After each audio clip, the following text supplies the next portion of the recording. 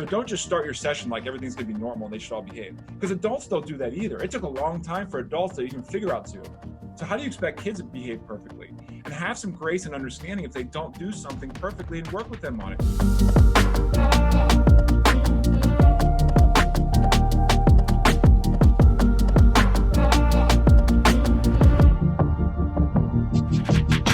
Welcome back, everybody. Thanks for tuning in to this edition of Future Ready's Leading Through Unprecedented Times. So excited for this episode to have my good friend, Dr. Andy Jacks. Andy is a nationally distinguished Principal of the Year, Virginia Principal of the Year. Andy, it is awesome to have you here with us today. Can you take a moment and introduce yourself?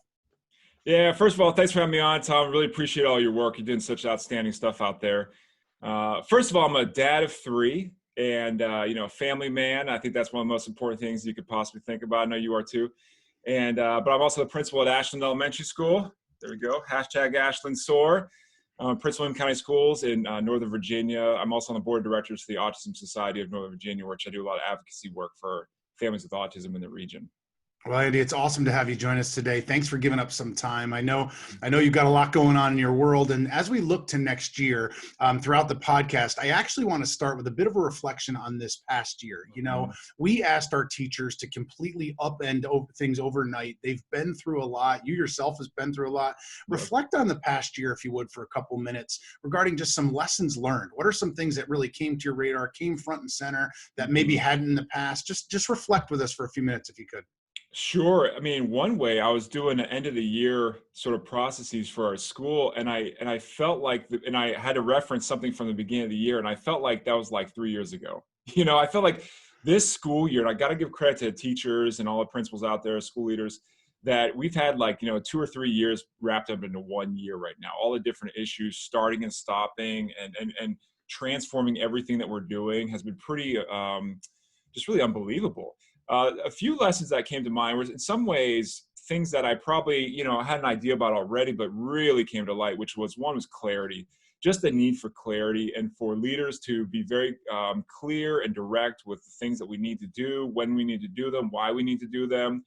If there's some looseness to it, make sure that people know it's loose, make sure they know it's tight, and use their involvement anytime you could. So I'll give you a couple examples, especially as we got into this whole COVID situation was, whenever we had to do learning, and we didn't go into new learning, we went into just sort of review activities. But we had a lot of information that was getting out there quickly. And so I met regularly with my leadership team, and we have a great team of teachers who are actively involved in being leaders with their then respective teams. And it was a great way to get their feedback as well as disseminate information. And of course, I sent out emails and all that. But the danger with emails is you think people are reading them, you think that's clear communication, but in a lot of ways, what you think is clear to them in an email is not clear on their end. And it's not their fault if they don't get it. As a leader, you can't blame your audience. You can't blame your teachers if they don't understand something. Most of the time, it means you weren't clear enough. And it's really not even a blame game to begin with. Most of the time, it's just something that you just got to do better and learn from it and find other ways to communicate. So that clarity and that real clear sense of leadership with that. But leadership doesn't mean you just tell everyone what to do, especially now. It is really important that, we create learning boards, and so we had different activities that students could do. Some of it was direct instruction. Some of it was just like online learning. Some of it was activities that they could just do with paper pencil at home. And we had to decide as a team exactly what that was going to look like. And it went through like 3 or 4 different iterations to make sure that it made sense for the teachers, that they could do it, they felt comfortable with it. And that was really important to me that, here's my big goal. Here's something that we needed to do. But really how it looked and all the details, I had to let go of all that so that I can get maximum buy-in from the teachers. And once I did, it was like, boom, boom, I'll do this, I'll jump on this. And it just happened right before your eyes. And it's pretty impressive to see because, if you're a principal and you're out there and you're thinking, man, my teachers don't do all that, you may not be giving them opportunities to do that. You have to step back. You have to give them the goal, the idea, the clarity on what the directions really are, sort of that outcome, and then sort of step back and say, okay, the rest of it, you guys are going to have full autonomy over. And that was really effective for me. And if anything, I've been a principal for 10 years. And if anything, that's something that keeps coming back is, be direct in what you need and then get out of the way to let them do those things. But for the most part, like our parents and everybody needed reassurance, and they needed clear communication on what's happening out there. And you got to listen to those stakeholders, So the second thing is making sure that our parents gave feedback on how they were receiving it, because, and now this isn't just a lesson for COVID, but this is a lesson in general. You have to listen to your stakeholders on what they need so that you can see the user experience. Like companies do all sorts of focus groups with their clients to make sure that on the client end, what they think they're doing and the value that they're giving makes sense and that they're getting good feedback. Schools don't always do that. We do that with teachers, or sometimes we do like surveys, but surveys aren't always the best deal, right? You have to do like focus groups and you have to get feedback.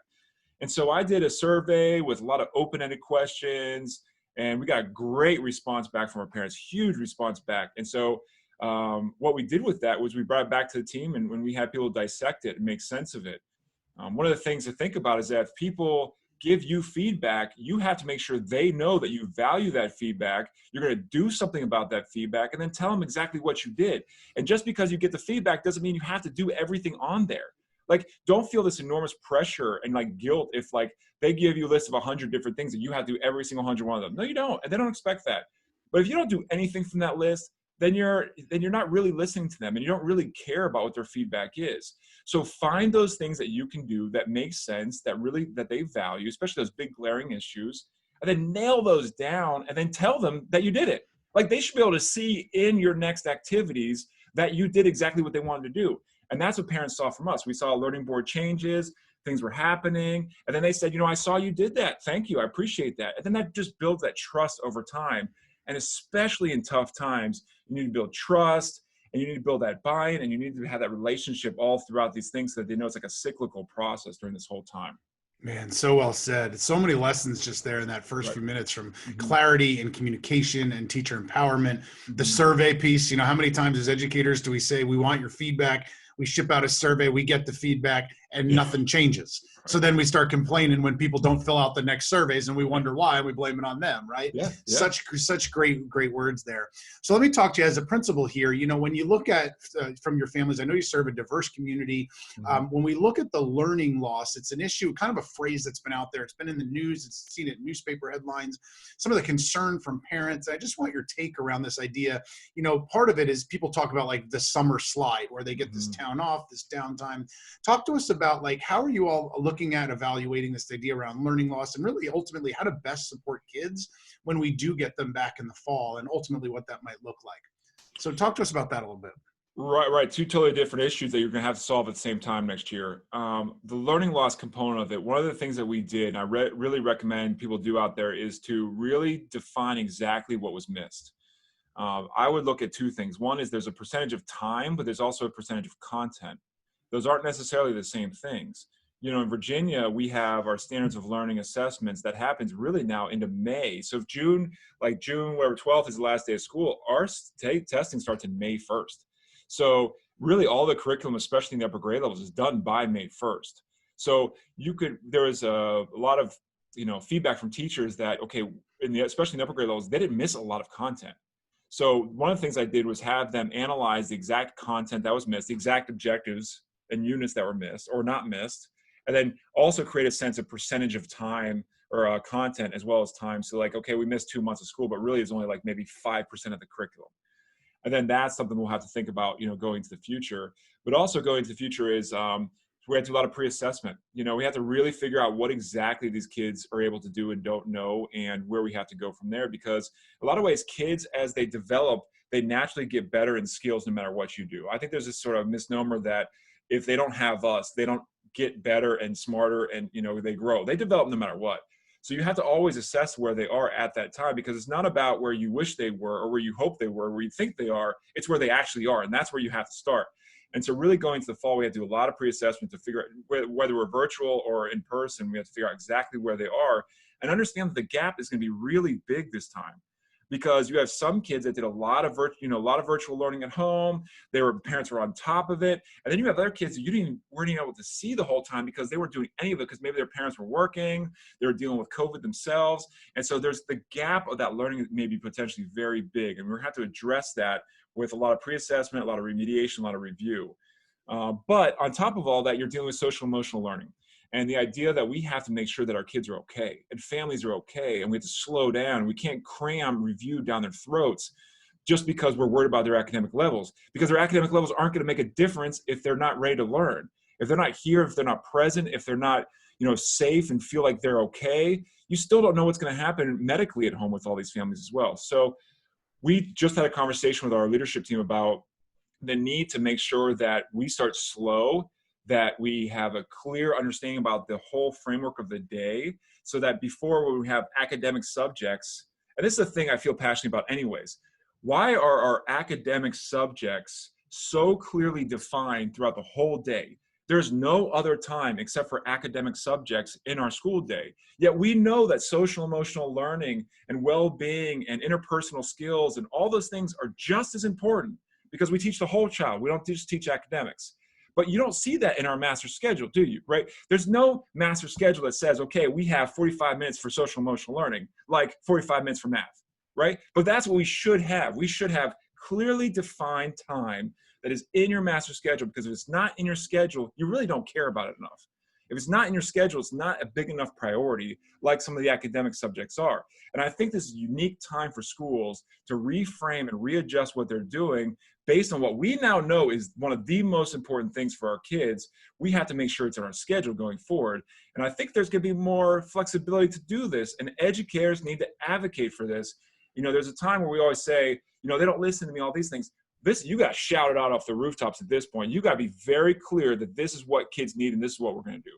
Yeah, so well said. And you're certainly preaching to the future ready choir in terms of Yeah, our definitely. work around the whole child. And, kids are not data points and test scores. They are children with passions. And let's not look at it from just a deficit end, but look at what can they do. And part of it's Right. even looking at what experiences did kids have that they might not have had if they were in school, and Yeah, looking at things like independence, growth, and those kinds of things there too. right. Let's talk a little bit more about next year. And obviously at this recording, there's a lot of unknowns. There's things we're not sure, the exact directions of COVID from states. States are all over the map in terms of giving guidance. What are some things as a principal that are on your radar for next year that you're just thinking about? Maybe it's, scheduling changes, obviously with this idea around, I hate the term social distancing. I understand physical distancing, but like the social side, we need to be more social than ever before, right? Yep. So this idea around physical distancing, and what if we can only have, 10 kids in a classroom, or, 15 kids, 20 kids on a bus? And what are some of the things you're bouncing around as a principal, just you guys are talking about in conversation?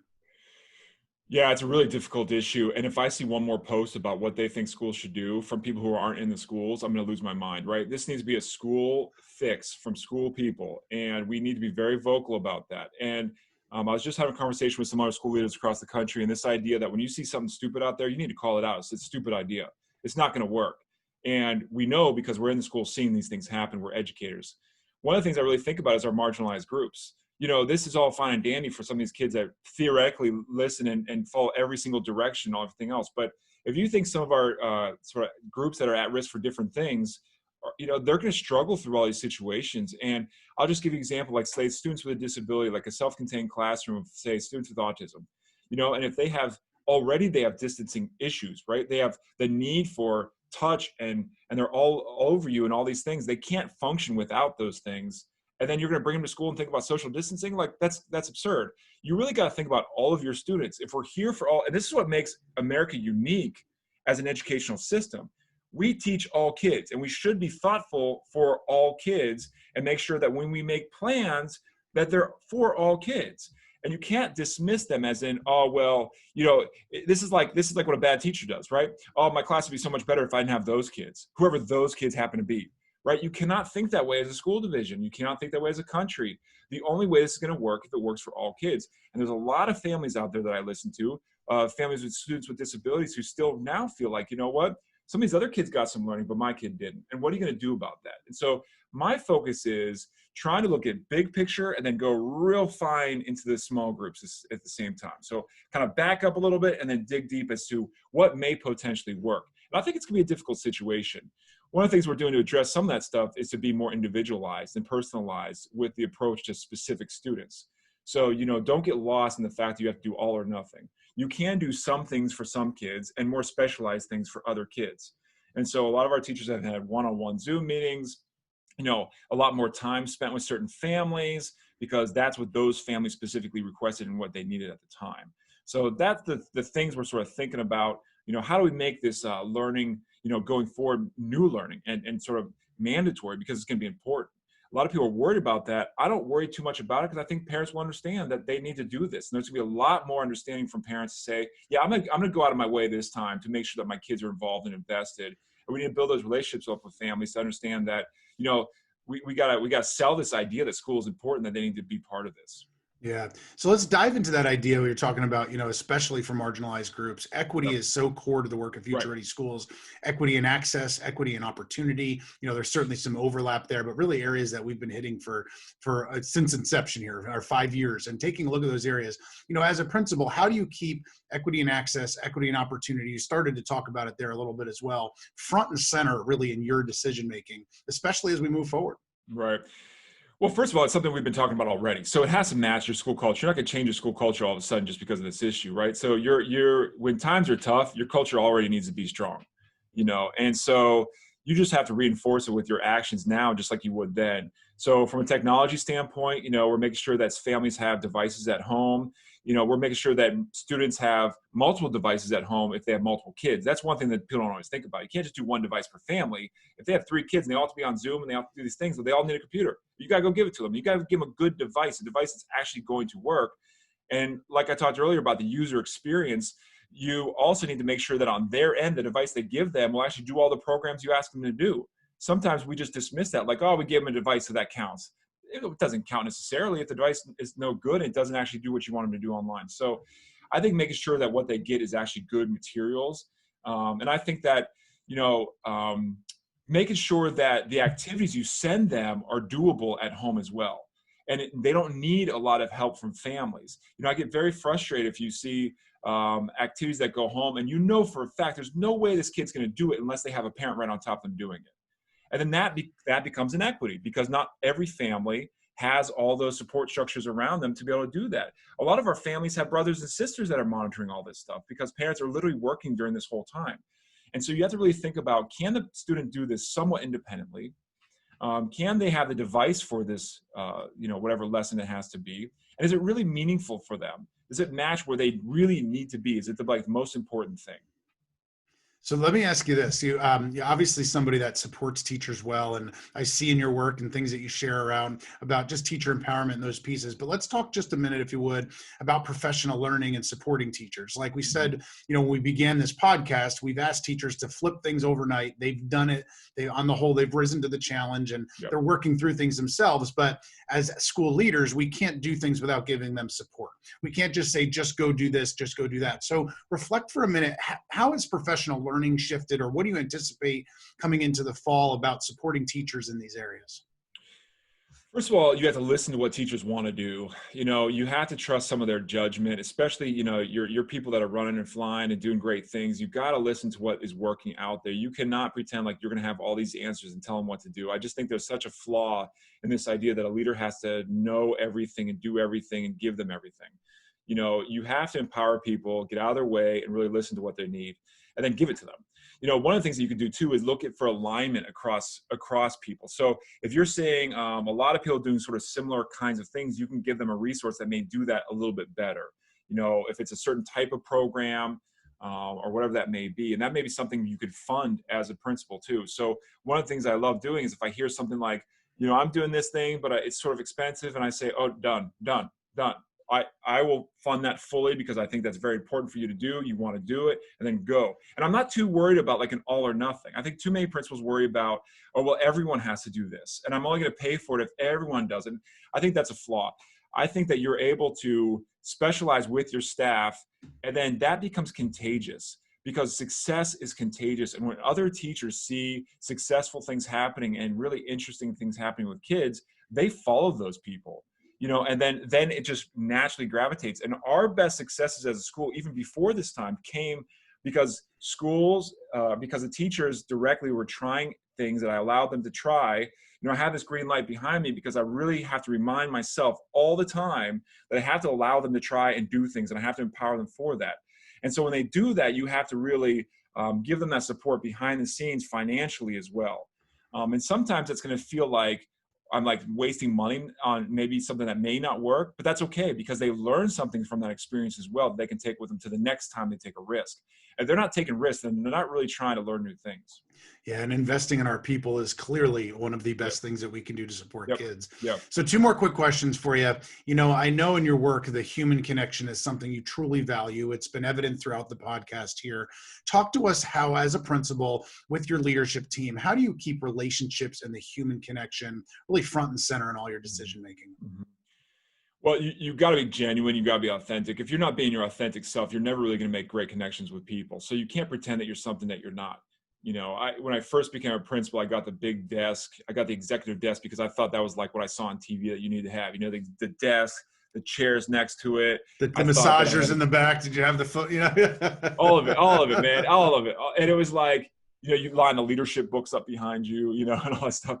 And it's like, and I realized over time that every time I met with a family, I got off my desk and had to sit at the table. So eventually I got rid of my desk, and I realized over time that, stop trying to be something you're not. Just talk to people, listen to people, try to give them what they need. And when they ask for something, as fast as you possibly can, you give it to them. And so more than ever right now, I think that's really important. And you have to stay true to who you are as a school. If as a school, we have a motto: together we soar higher. That together we do everything, right? Together we are successful. It all comes from us working together. So that has to be true, especially now when things are sort of socially a little bit more distant. And so you have to really make sure that everything you're doing is really beneficial to everyone involved. And understand that, it's okay if I don't know all the answers. And it's okay to tell people, I don't really know what's going on right now. Or to tell people that, I'm struggling as well. And I'm a parent and I have kids, and my kids actually come to my school, which is a huge benefit for me because I can see from the parent side exactly what they're talking about. So when they say like, I'm having such a hard time getting these activities done, and say, me too, I'm having a hard time as well. So hang in there. And if you have a parent who says to you, I have a real issue in my family right now, or I'm struggling emotionally, or I'm struggling because a parent is sick or something like this, you know what I tell them? Just stop everything you're doing from an academic stuff. Don't worry about any of these things right now. You have to take care of you and your family. If we can support you in any way on that level, we will do it. So be very mindful that your families don't think that what you're doing is the most important thing right now, right? You have to be mindful that there's a bigger picture on how we support families, because we are here for our families. Don't ever forget that. Yeah, so well said. And talk about putting the human connection first. It's so well articulated in that regard, truly. So let's wrap up with this piece. As we look at this coming school year, fear is still rampant. There's so many uncertainties moving forward. Speak to school and district leaders across the country, giving just one piece of advice as you begin this school year. What's a piece of advice you got? Don't discipline kids for doing things that they can't do or don't know how to do. I'm really worried right now that we're going to turn into this new learning accountability cycle that's going to turn right back into the old traditional models of discipline. What are you going to do if kids don't have access, or if they don't want to do something, or if they misbehave in a Zoom meeting? Are you going to go back to what are you going to do? Start suspending them again? Because the traditional models of discipline have been just completely inequitable and have put us in a hole with disparities of discipline, with all of our marginalized groups. Students with disabilities and students of different minority groups are suspended at multiple times the rate of everybody else, especially white peers. And this is something that we have to acknowledge, especially now going into this age of sort of social distance learning, new learning. Because what I really worry about is what happens if a kid doesn't participate in new learning, or what happens if they misbehave on something like a Zoom meeting. What are you gonna do, suspend them from Zoom meetings? Like, no, you have to be very proactive and work with kids, make them want to be there in the first place, make the activity so interesting and exciting that they want to be there, and then listen to them and work with them and be proactive with what you expect from these sessions. So don't just start your session like everything's going to be normal and they should all behave, because adults don't do that either. It took a long time for adults to even figure out Zoom. So how do you expect kids to behave perfectly? And have some grace and understanding if they don't do something perfectly, and work with them on it.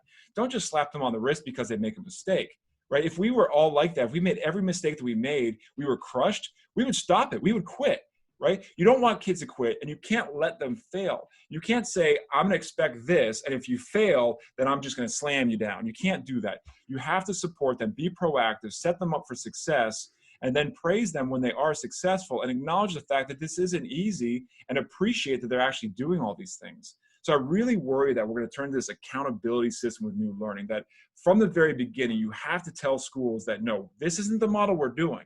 We have to have much more empathy and understanding as we go through this process, that we know it's not going to be perfect. We know we're going to have student issues, and we know we're going to work through those student issues and not go automatically to traditional and automatic discipline responses to that. That's great advice. So that's Andy Jacks, everybody. Andy, thank you so much for sharing your heart today. I appreciate your time. Keep leading the way. You're welcome. Thanks, Tom. Appreciate you.